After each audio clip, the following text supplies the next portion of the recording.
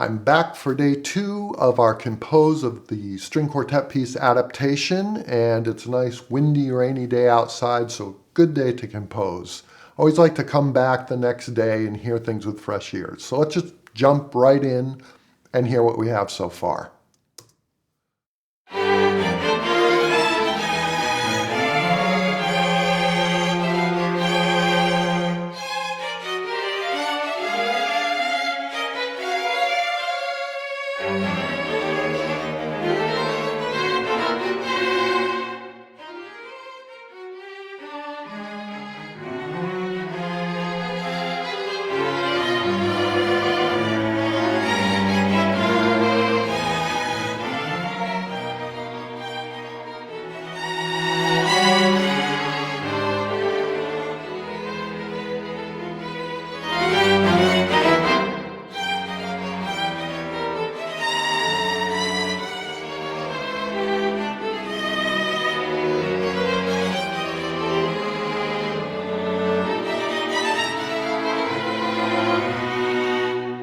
Okay, I am feeling that. I did notice one thing. Just want to add a little bit of connective material right here. Felt like it needed something to bridge this gap. The best way might be to just add a grace note there. We'll just add a grace note going into this note. So let's do that, give that a try. I'm hearing that. I think that'll work nicely. Now we could come at it from below, F sharp to G, like we've done in the past, but since we're making slight changes and adapting things slowly, let's start from above with an A flat, and I'm going to put a slur on that going into the note. Now, one of the things you'll notice about this type of grace note, this is called an acciaccatura. It's different from a grace note that you might see without the slash through the stem. Without the slash through the stem, it's an appoggiatura, which means that it comes more on the beat and robs time from the target note that it's hitting. With this is going to come before the beat, and that's really what I want here. Let's take a listen to that.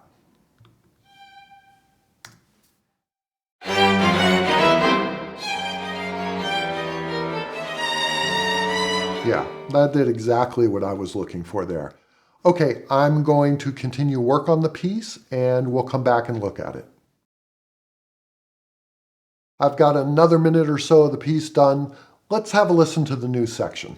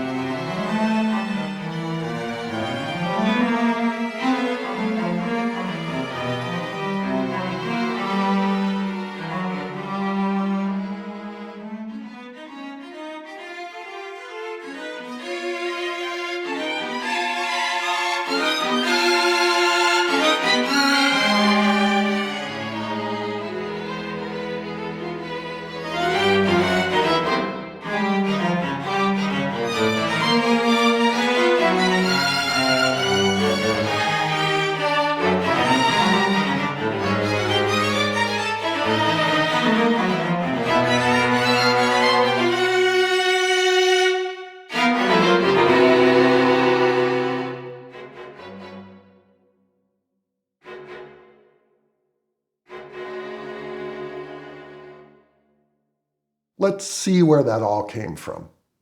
I made this little chart here to show you how I generated the very first phrase of our new section. I took one of our cells or phrases that we've come to know, and I'll just play that for you.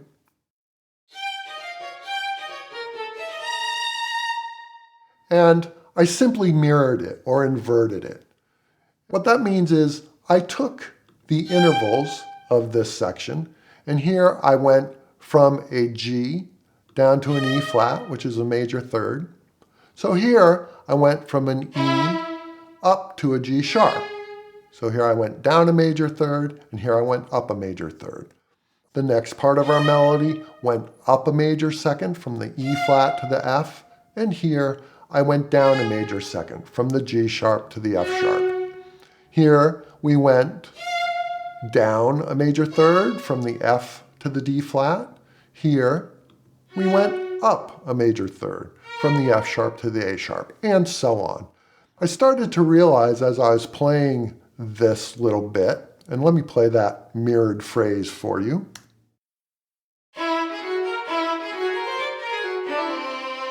That it was quite nicely conforming to a whole tone scale.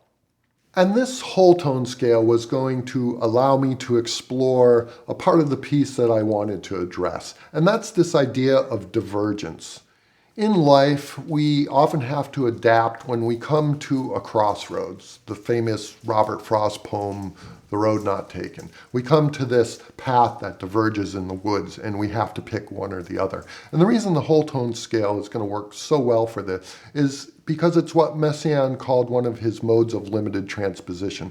There's only truly two forms of this scale, because once you transpose it more than a half step, the notes in the scale just repeat themselves. So there are two distinct versions of the scale.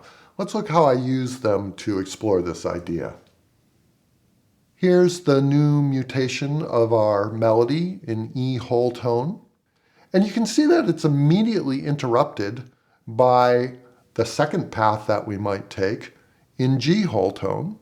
And these are the two different scales, the two different versions of a whole tone scale with competing pitches. So they're vying for the listener's attention.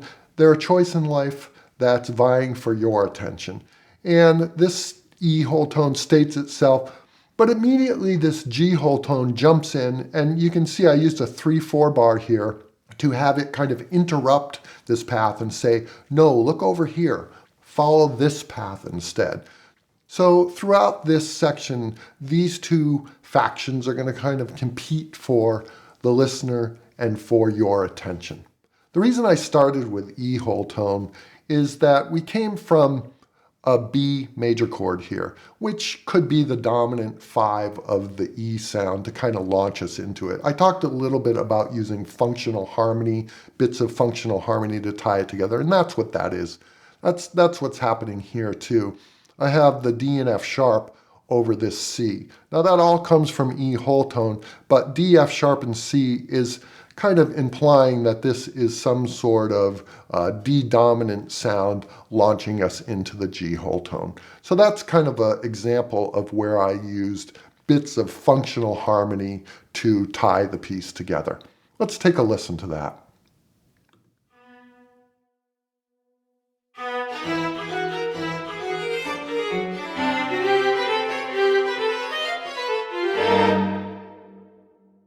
That says to me there's a choice to be made. Which path are you going to follow? How are you going to adapt? In measure 41, I'm still using all the notes from the E whole tone scale, but what I've done is I've taken the second violin part and I've just moved it over by an eighth note. It originally lined up here on the downbeat, but I thought that was a way to say there's still this kind of vying for attention. There's still this disagreement on which path to take. So let's hear all of that together. And you can hear that there's just this little bit of interplay between these two parts in a subtle way.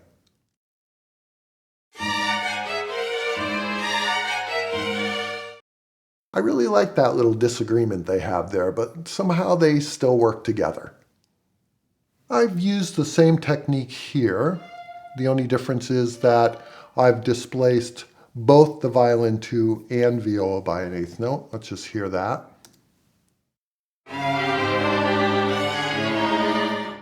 It's material from a previous part in the piece, but here with the displacement, it presents it in a new way.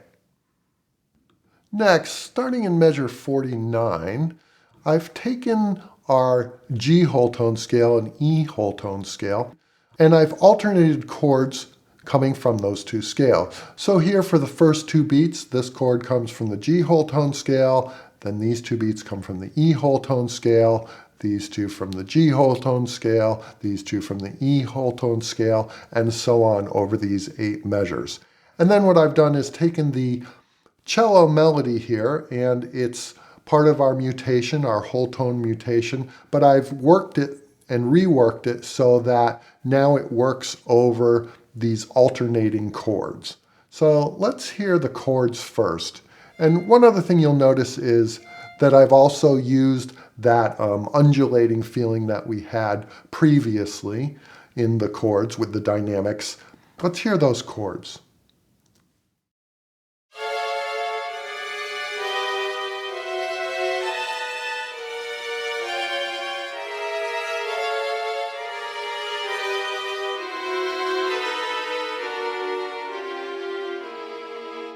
Now let's hear the melody that works over the top of that in the cello part.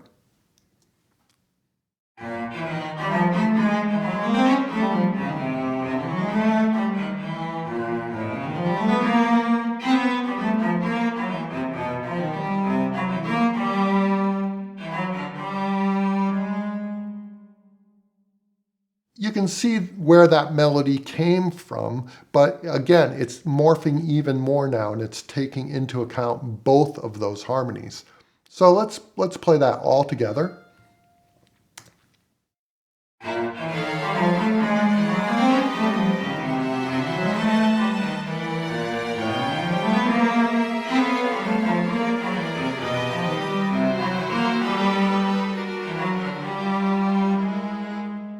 I think that's really successful, and I really like seeing how these things, all this interplay is all coming together here. The last thing I'd like to look at is starting here on page 10, and what I've taken is our original melody, and I'm playing it in 2 different pitch levels. So I'm playing it in the original pitch level, which was starting from this G, and the viola and the cello are playing that line. And then I'm taking the exact same melody and using it as counterpoint, starting on D at the 5th. Let's hear how those two work together.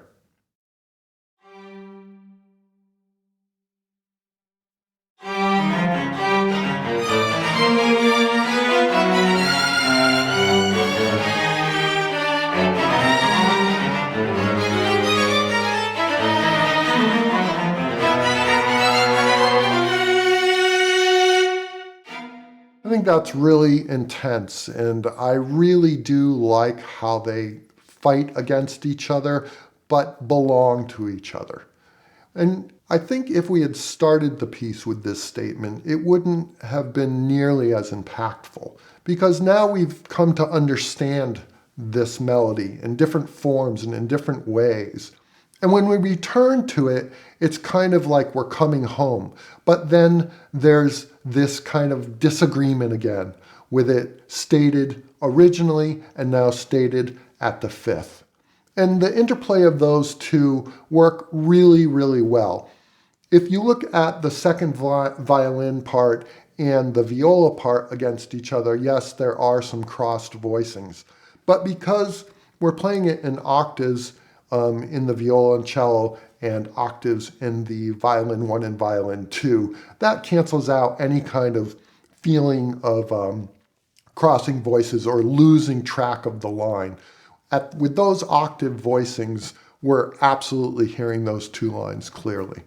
So that's what I've got done for today. I'm going to continue on this piece. I'm going to put it away for a little bit and just think about it, and think about where I want to go and what I want to develop, and the meaning behind this piece. I call this kind of writing, it's like a puzzle, but an emotional puzzle. It's an emotional puzzle. I want to make sure that I'm saying what I want to say with these notes. I'm not just putting notes on the page. I'm really trying to get at ideas and understand through music the ideas I'm trying to convey.